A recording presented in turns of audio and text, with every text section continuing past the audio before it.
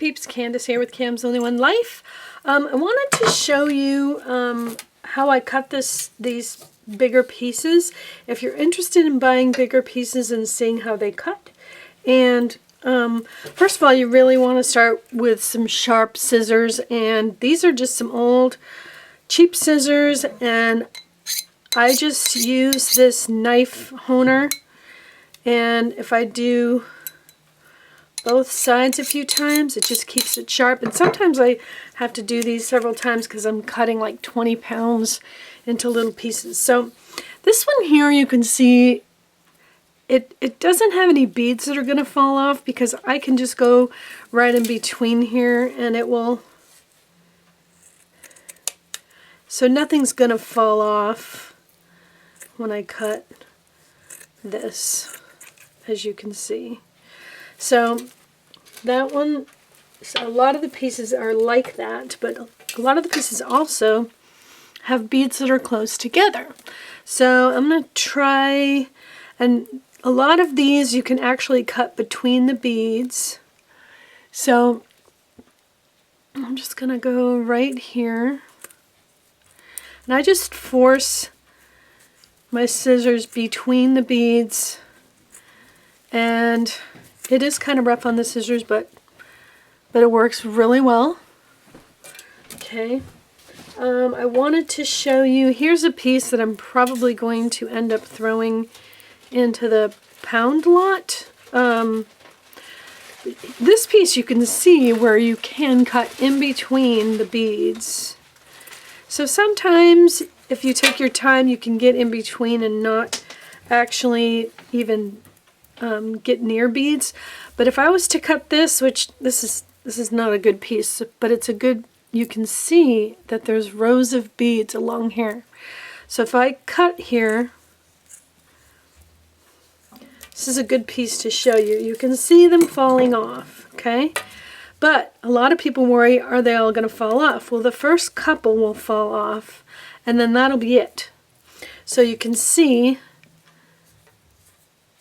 that is not, first couple fall off and then they're on there, and it's because each bead is actually sewn on separately on almost all of these pieces.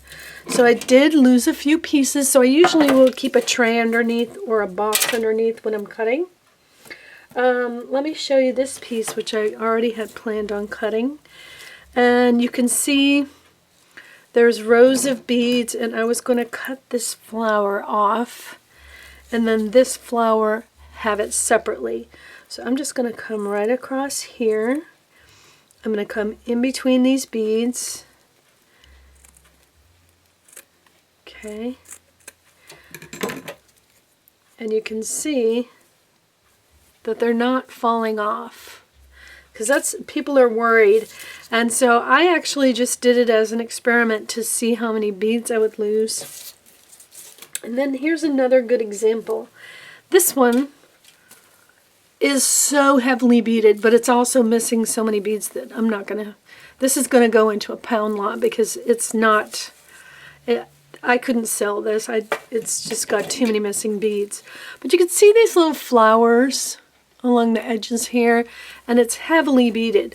So beads can tend to fly everywhere, but I just force it in between, and yes, you can see that beads fell off, but just the first few. So there you go. I just wanted to show you that. This piece here, again, I want to cut like this flower off right here, and I can just cut right in between without losing any beads.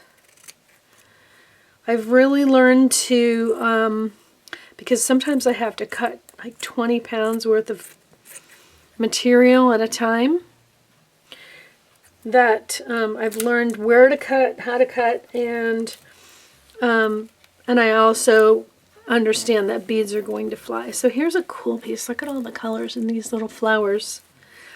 And I want to get these three off of here separately.